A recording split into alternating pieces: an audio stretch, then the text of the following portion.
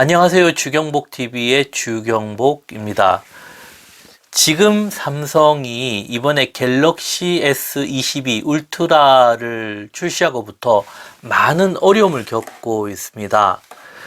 저도 이건희 에세이를 나름 좀 강의를 하다 보니까 삼성에 대한 관심도 생기고 항상 시야를 이건희라면 어떻게 했을까라는 관점을 가지고 보려고 했습니다.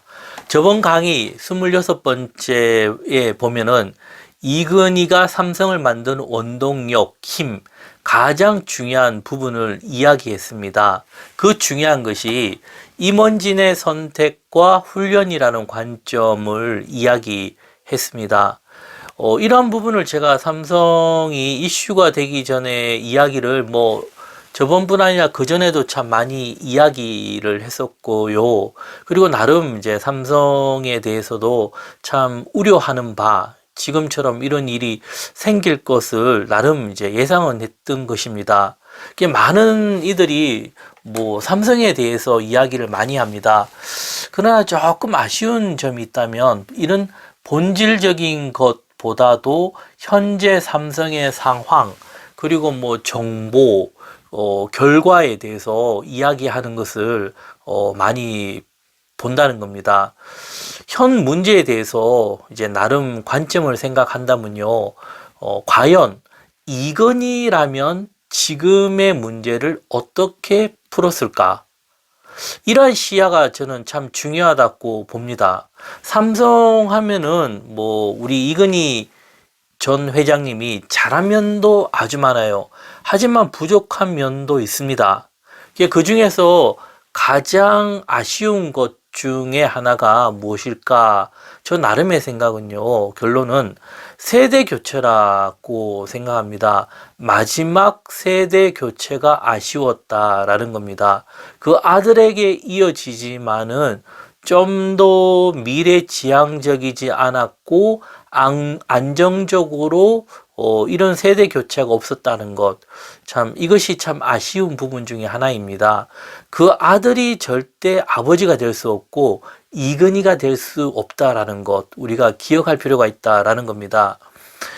이번 사건을 보면서요, 앞으로 삼성은 어떻게 풀어야 될까라는 질문을 혼자서 해보았습니다.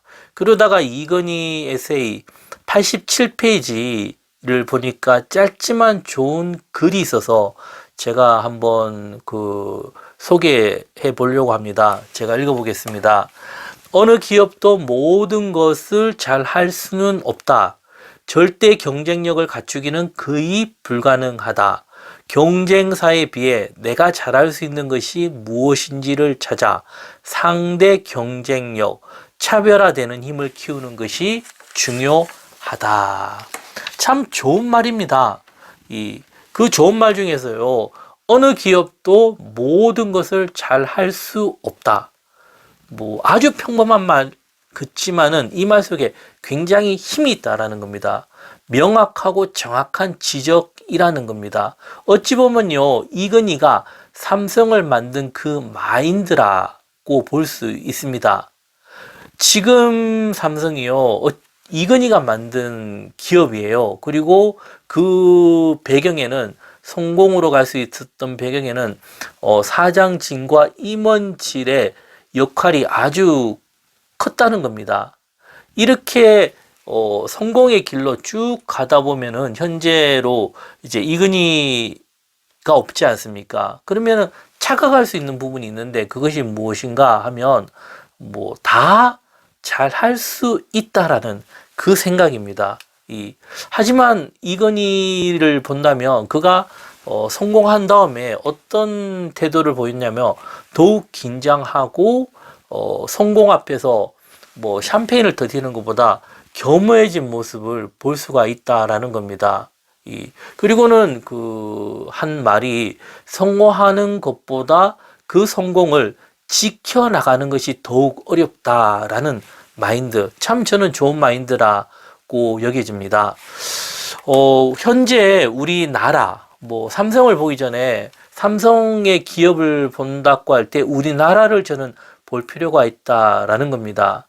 삼성은 뭐 세계적인 대기업과 함께 공존하면서 살아남을 수 없다라는 것을 기억할 필요가 있다고 생각합니다. 현재 잠시 삼성이 화려한 꽃을 피운 것은 맞아요. 하지만 아직 갈 길이 멀다는 것과 그리고 언제 어떻게 뭐 삼성도 무너질 수 있다라는 것을 기억을 해야 됩니다. 뭐 대기업들의 생태계를 먼저 이해해야 되는데요. 뭐 비유를 들면은 소니, 뭐 예전에 소니면은 누구나 다 생각은 어떻게 했습니까? 삼성은 절대 소니를 넘어설 수 없다라는 것은 누구의 생각이나 동일했다는 겁니다. 하지만 이건희는 넘어섰습니다. 그리고 소니가 그 화려한 영광 지금도 다시 일어나지 못하고 있는 것이 현실입니다. 현재 뭐 전 세계적인 그런 대기업들을 본다면요. 어떤 특징이 있냐면 두 가지가 이제 앞으로 미래에 가야 될 특징이라 보고 싶은데요. 첫 번째가 기술력의 연결성. 이 기술력이 연결성을 가지고 간다는 것과 두 번째가 독점이라는 겁니다. 독점. 이것이 어떤 말이냐면은 권력이 이제는 하나로 모인다는 겁니다. 하나. 모든 정보가 통합이 되고 하나로 구축되는 게 새로운 시대의 모습이라고 봅니다. 즉, 초인류 기업은 이제는 그 한 나라의 권력층과 같이 움직일 수밖에 없는 구조로 갈 것이라 봅니다. 뭐 이런 뭐 영화나 뭐 이제 드라마나 조금만 관심 가지고요. 그 내용을 보면 거의 다 이런 내용들이에요. 누구나 다 이제 알 수 있게끔. 그게 우리가 생각하는 거 이상이라는 겁니다. 그것이 무엇인가 하면은 한 나라까지도 이어진다라는 거. 그게 앞으로 시대가 특정한 나라가 움직여 갈 것이고 지금으로 봐서는 어디겠습니까? 미국이 아니겠습니까? 그 미국의 힘이 더욱더 강력해지고 그 배경에는 어떤 초인류의 특정한 기업들이 더 같이 움직여 갈 것이라는 겁니다. 그러면서 자본과 권력이 전 세계적으로 하나로 모아가는 시스템이 만들어지는 게 앞으로의 미래가 아닐까 생각이 되어집니다. 하지만 삼성을 본다면요. 삼성은 우리나라에서요. 우리나라가 작지 않습니까? 그래도 작고 뭐 이런 이 대기업과 큰 나라들과 상대한다는 거 결코 쉽지가 않다라는 겁니다. 제가 다시 아까 읽었던 글을 읽어보면요. 어느 기업도 모든 것을 잘 할 수는 없다. 절대 경쟁력을 갖추기는 거의 불가능하다. 이 절대 경쟁력을 갖춘다는 거. 이게 참 오래전에 이건희가 했던 말이지만 지금 봐도 참 힘이 있어요. 그만큼 그가 가진 안목이라 하죠. 이게 안목이 참 넓다라는 것을 볼 수가 있거든요. 그러면서 그는 어떻게 대안을 내냐면요. 경쟁사에 비해 내가 잘 할 수 있는 것이 무엇인지를 찾아 상대 경쟁력, 차별화되는 힘을 키우는 것이 중요하다. 결국은 이건희의 이런 마인드가 어떻게 해요? 현재 삼성을 만들었고 그 열매로 이 핸드폰이지 않겠습니까? 이건희의 그 생각이 어떻게 해요? 그 열매를 만들었다라는 겁니다. 이건희는요, 최소 10년 이상을 봤다라는 겁니다. 지금 삼성은요, 자만해서도 안 되고, 멀리 보고요, 다시 본질로 들어가서 힘을 모아야 된다고 봅니다. 초인류 기업이 이 삼성이요 초인류 기업이 아니고 대기업도 아니다라는 것을 인정을 해야 된다고 여겨집니다.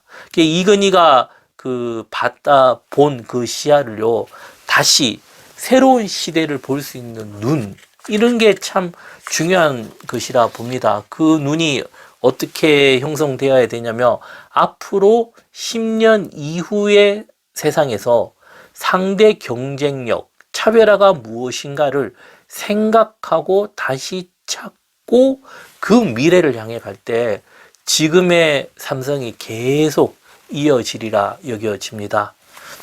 내용이 좋으셨다면 구독, 좋아요 부탁드립니다. 드리겠습니다. 감사합니다.